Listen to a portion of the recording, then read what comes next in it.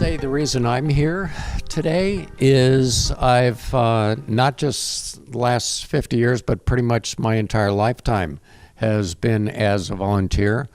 My parents died when I was 11, so as Blanche Dubois says, I live on the kindness of strangers, and I've sort of set that as my goal to pay back for what I've learned in life. So the majority of what I will be speaking about is volunteering that's beyond your field of study, volunteering that's within the community, volunteering to where you're not presenting to people, but you are actually looking to them and seeing what they need and being available to them. And it's something that I am deeply fond of, that I think that we need to entrench in students' educations, because if you don't develop the attitude of volunteering to help others in college, it tends to take a long time before you have the career opportunity to where you can take a breath and say, okay, now I'd like to help in the community. I graduated in 1970, as you can see, and was at the San Diego Union Tribune for 44 years as a reporter, where I covered growth and development, and UCSD was one of my favorite topics to write about. I was the only UCSD graduate student, or only UCSD alum at the newspaper for all that time, so I felt sort of a obligation in my own way to talk about the campus whenever I could, and wrote about development all the way along. As a reporter, I had rather limited ability to be a volunteer to anything, because anything I would do would be a conflict of interest with my job. So I didn't really get involved in volunteer work in a big way until I retired 2 years ago, and now I've said yes to everything and realized that there's a lot of time involved in doing anything. So it's fun, but it's exhausting sometimes. And Chris was going to suggest that I talk about the on-campus volunteer work that I'm doing right now as an example of what you can do professionally after you retire, or even while you're working. I was a history major at UCSD, so I naturally was interested in the history of the campus, and I had the idea a while ago that it would be nice to have a series of historical markers all over the campus telling people why the building is named for such and such a person, or where an invention was made, or all the protests and things we went through in the 60s and 70s, because the UCSD is old enough now to have a real history that the students and the community ought to know about. That led to an idea that what we need is a self-guided tour of UCSD, where you could download it on your smartphone and follow around the campus, and every time you come to some important place, you would be notified on your phone to say, oh, did you know that this is Galbraith Hall because it's named for the second chancellor of the campus, or something like that. So another architect and I got together, and he said, well, where are we going to get the help to make this happen? And I said, well, UCSD, where he's also an architect on various projects, has all these computer students. We should ask them to help. And there were 10 students who spent 5 weeks on such a thing, and they came up with a storyboard showing what it would be like. They called it Explore, which I thought was a really good name, X-P-L-O-R-E. And it was the only project that the professor liked so much that he wanted to move it on to the app development class the next quarter. So we have the prototype available. Now we've got two computer clubs. The one is called CCC, which is the Chinese Computer Community Group, which is all Chinese students who want to learn how to be business people and entrepreneurs. Another one called TSE, and it has a similar goal. So we're collaborating in 3 or 4 different ways with all the students. And I said to them, you have better ideas than we do. We're old guys. You are in your 20s or earlier. What do you want? What would you like to do if you had a app that the public could use? And I said the other goal is to make this app so easy to use that a 10-year-old could create his own tour, and if we put that on the web, it could go worldwide. Anybody could download this and put together their own tour, from tour of your house to the tour of some city somewhere. That's one volunteer opportunity that is available. Students are always looking for something real world to work on, so we think this is a great idea. One of the reasons why the chancellor asked me to do this panel on volunteering is that in the early years we didn't have a lot of programs, a lot of support for the students. So students would volunteer to do stuff for other students. The whole night walk escort service was created by students.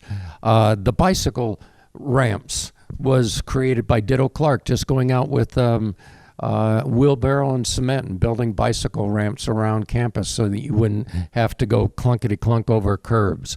Most of our intramural programs, the coaches were students who were better, had more knowledge in the field. We had, oddly enough, there was, it was claimed that in the first or second year, there were more dogs on campus than there were students, because most every student had a dog. So cleanup services for the dogs was all done by students, because the campus didn't have that kind of facility. If you were, there was a ride-sharing board that was in one of the halls. I know in Beagle Hall, we even had a pizza night board that if you couldn't make it to get into town for a meal during the week, you'd put your name up on the board and the pizza would be delivered to you. So early on, I think the survivability, because we didn't have a student center, you know, Che Cafe was the student center. You can imagine how small that was dependent upon students volunteering to help other students out. And the one of the things that when Roger and I first hooked up again, what was it, 3 years ago, where the Guardian had a reunion. And suddenly I realized that a lot of the people that are doing extraordinary things outside their own field of study are the ones that were doing those volunteer activities in college at the time. So the role of UCSD within the journey, one of the things that I found out, and I don't know how many of you have gone traveling after you've graduated, but when I was first in Europe as an artist in Paris, what I was amazed by was the number of people that knew the reputation of UCSD already. And we're talking about the early 70s, that it had already grown to be a campus that people recognize something's going on out there. And it's not Berkeley, and it's not UCLA. It's a real creative atmosphere. And I think that that's one of the things that we don't get in campuses a lot, to where the student bodies feels that you can be creative, not just a problem solver, not just a memorize the issue, memorize the program, but actually create something new. And rightfully or wrongfully, besides our careers, and I don't know how it got entrenched into my thinking, and maybe Roger, you can expand on this too, we actually were encouraged to believe that we could change the world, which is pretty extraordinary when you think of the American culture at the time with the Vietnam War, with the post-50s, just be happy with, having a nice, house and picket fence and the whole bit. But this concept that we could somehow change the world, and that changing the world meant doing for others. And that's where I would like to present an idea here. We're constantly hearing about $1 million donors. You've got buildings, you've got banners. We're constantly hearing about million per person marches in Washington, throughout the country. I want to give you the thought of, what about a 1,000,000-minute life? Donate 1,000,000 minutes of your life. That's roughly 2 days a year for 50 years. And I guarantee you, in that 1,000,000 minutes, the possibility of fulfilling your life beyond what you imagine now. By volunteering, and I contend totally by volunteering, I've had the opportunity to do artwork for Pope Francis, to hang out with Desmond Tutu, the Dalai Lama when he was here.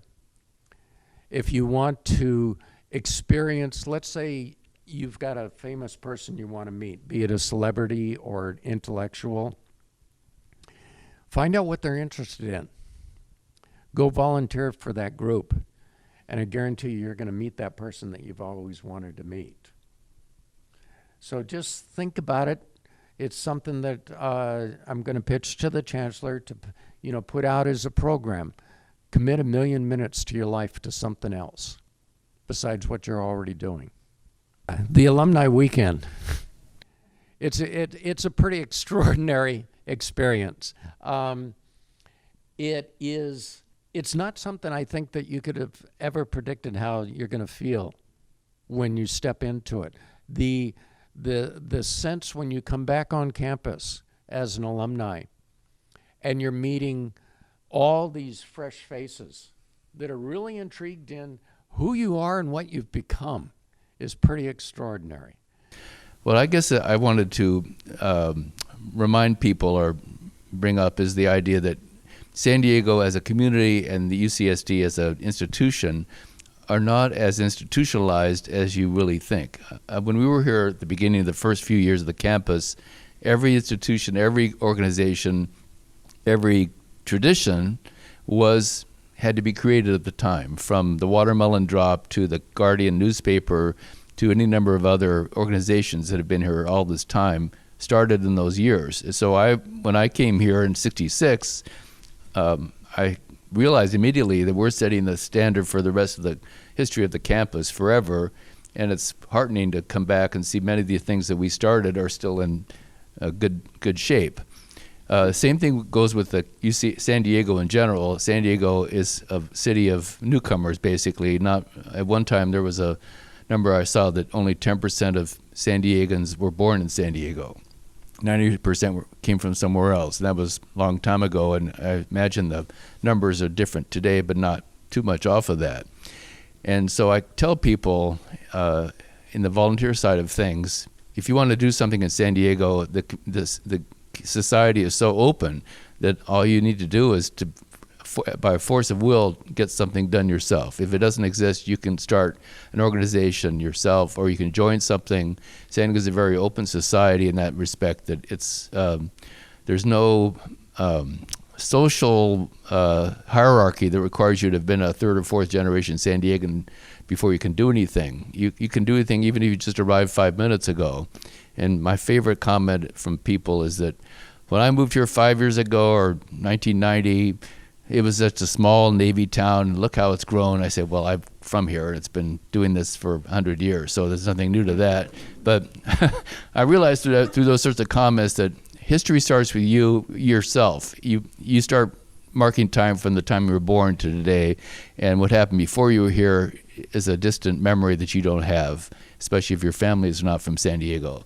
So we're always a future-looking community, always reinventing ourselves, and I think that shows up in UCSD as a culture, and I think it still exists. And I really feel kind of surprised that students keep calling it the University of the Socially Dead, because I think that's not true. It's because you're not the one that's putting out. It's your responsibility as an individual to reach out and grab something. You're just not going to be handed a job or an opportunity on a silver platter. You have to make your own future. And I don't know what you do as a campus to drive that point home, but it's really self-motivation that's required. And we think that the students who apply here all were top of their classes in their high schools. Most of them were involved in social and extracurricular activities. That's part of the reason why they were accepted. So why would you lose all that experience and drive the moment you go from high school to college is beyond me. Everybody here is a self-starter and brilliant.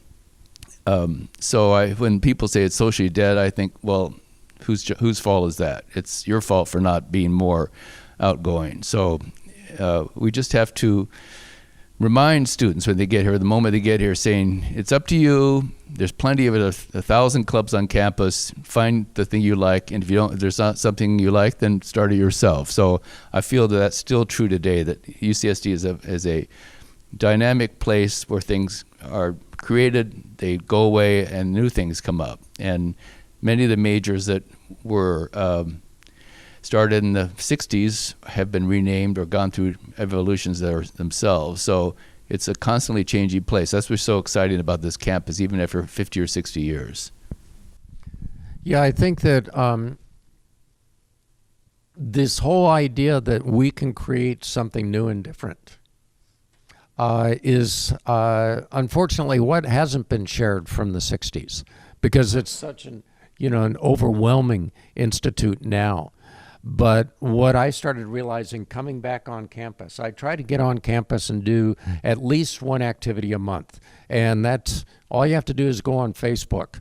There's the campus has got so many different Facebook pages that you can look to find out what was going on. I went last Friday, I was at the Black Star science fiction ball, as Dude Vader in the costume. With things like the 5K. It's amazing. The 5K isn't, when you go to this, you would think it's just another 5K race, but there are tremendous number of children that are part of that program that weekend. And so it's a great opportunity for us as alumni to say, to be available to these kids to meet, their future heroes. The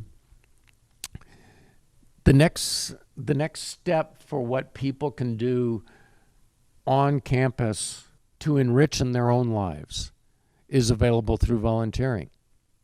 It's when you're on campus, you're so absorbed in your field of study that it's really hard to think that I'm going to have an ounce of time to go do something else.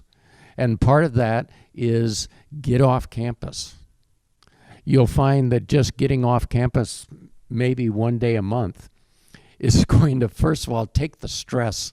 You were asking me earlier, does the sort of like overwhelming intensity of the quarter system ever get out of your sensibility?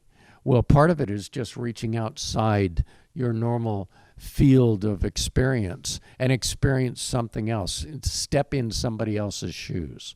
One of the things that I've learned is that volunteering allows me to have, if it's even a few minutes or a few hours, I get to experience what somebody else is feeling. Anybody here, finding out from you what you think we can do to get students interested in volunteering while they're at college, not when they become alumni. What is it that we can do in college? There's not a class for volunteering. There's not a major that says, reach outside yourself. Let's see what else is out there. There are clubs and organizations. Circle K is here on campus. They had a great 24-hour, straight through 24-hour last weekend, volunteer schedule. But, when this is all over, take my card. One of the things that I am amazed by is our new chancellor, because I caretake Herb York, his house still, and his wife is still alive, our first chancellor.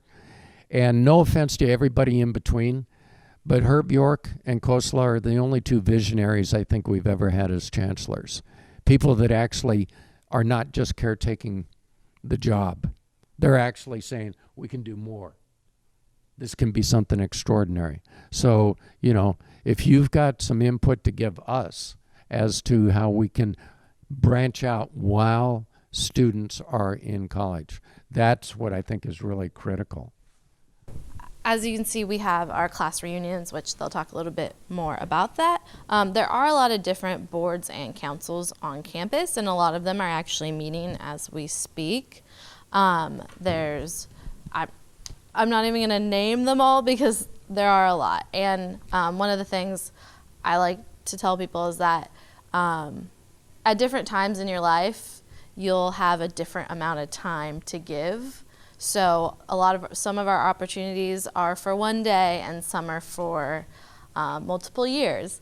For example, like the Alumni Board, as a lot of you in this room can speak, is a bigger commitment than perhaps take a Triton to work. But there's always something in between. And I also have the volunteer brochures over there that really outlines how big of a commitment different activities are. So there's a lot of opportunities. This is also service month. So all the clubs are hosting service events in their regions, which is really great to get alumni out serving together, not just in San Diego, but also across the different places. And then the last part is the reunions. We've revamped our reunion program, and I actually oversee the 0, 5, and 10-year reunions and our gold reunions. And now we have all the reunions in between, and also our golden reunions, which include the golden Triton induction, and I think there was a pinning, and there were a lot of cool experiences to really honor those of you who have reached that 50-year reunion. So I'm going to let these gentlemen talk a little bit more about that. First of all, may I suggest when you have the golden Triton induction, let it branch out, because I was taken back. I think there's a catharsis or a metamorphosis that happens between 25 and 50 years out, where you've sort of done what you wanted to do in life, and now you're taking that next big step as to what else you can do in life.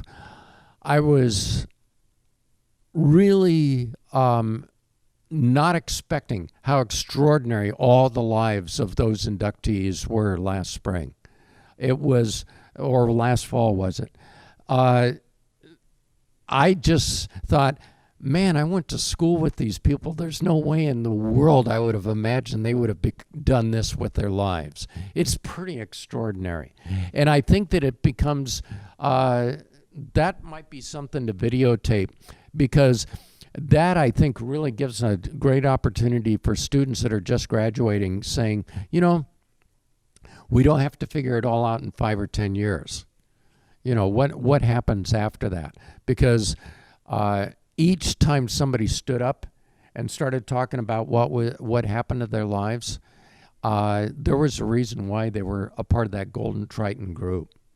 We were fortunate. Buckminster Fuller gave our commencement speech.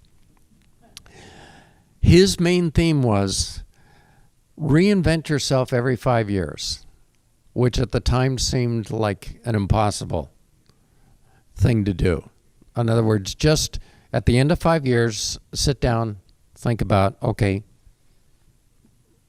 I went through, high school was 4 years, college was 4+ years. Now, reinvent yourself.